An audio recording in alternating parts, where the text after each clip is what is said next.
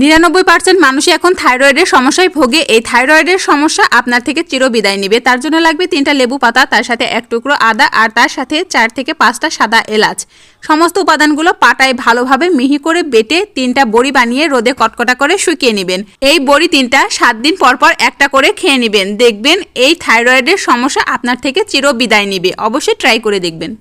অধিকাংশ মানুষ এটা জানে না, একটা কাঁটা চামচ আগুনের তাপে গরম করে 1 টাইম বক্সের মুখের ঢাকনাগুলো এরকম ফুটো করে এই বক্সের মধ্যে 3 চামচ লবণ, শ্যাম্পু আর হ্যান্ড ওয়াশ ভালোভাবে মিশিয়ে এর উপরে কয়েকটা লবঙ্গ ছিটিয়ে বক্সের ঢাকনাটা আটকে বাথরুমের একপাশে রেখে দিলে বাথরুমে যত মশা মাছি আছে সমস্ত কিছু দূর হয়ে যাবে। কোনো রকম বিষাক্ত পোকামাকড় থাকলে সেটা উধাও হয়ে যাবে।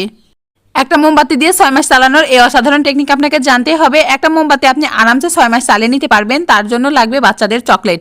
এই চকলেটের মধ্যকার ফয়েল পেপারটা ফেলে দিবেন না, এটা সুন্দর করে অর্ধ ভাঁজ করে তারপরে এই মোমবাতির সাথে মুখের দিকে একটু পেঁচিয়ে ভালোভাবে আটকে দিবেন।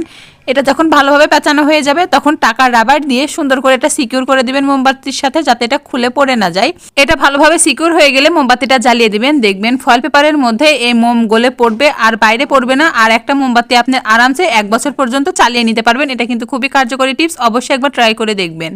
সমস্ত রোগের মহা ঔষধ হচ্ছে এটা যদি আপনি একবার বানিয়ে খেতে পারেন আপনার শরীর থাকবে একদম সতেজ, চাঙ্গা এবং ফ্রেশ। তার জন্য লাগবে একটা লেবু পাতা, তার সাথে 1 টুকরো আদা, 1 চামচ কালো জিরা আর 3টা দেশি রসুনের কোয়া, আর এর সাথে 1 চামচ মধু মিশিয়ে এই সমস্ত উপাদানগুলো ভালোভাবে পাটায় মিহি করে বেটে একটা পেস্ট বানিয়ে নেবেন।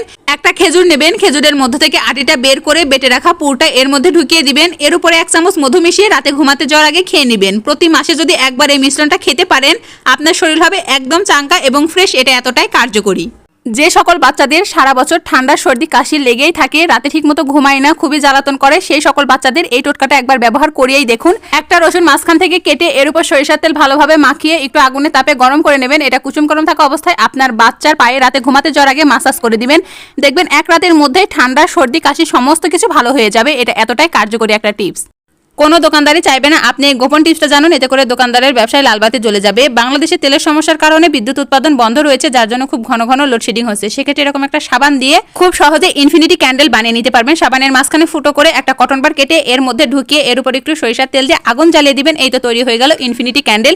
এটা আজীবন চলতে থাকবে, কোনো রকম কারেন্টের প্রয়োজন পড়বে না। যাদের রাতে ঘুম আসে না, রাতে ঘুমানোর আগে ঘুমের ওষুধ খাওয়া লাগে, আজকের ভিডিওটা তাদের জন্য। এখন আর টাকা দিয়ে বাইরে থেকে ঘুমের ওষুধ কিনে খেতে হবে না। তার জন্য লাগবে 3টা মাত্র এলাচ। 3টা রাতে ঘুমাতে যাওয়ার আগে পাটায় পিষে ভালোভাবে মিহি করে 1 গ্লাস পানির সাথে মিশিয়ে এই পানিটা খেয়ে নেবেন। এটা খাওয়ার পরে বিছানায় যাবেন, দেখবেন বিছানায় যাওয়ার সাথে সাথে শান্তির ঘুম চলে আসবে। যাদের হার্টের সমস্যা রয়েছে, সবসময় বুক ধরফর করে, কোনো কাজ করে শান্তি পান না,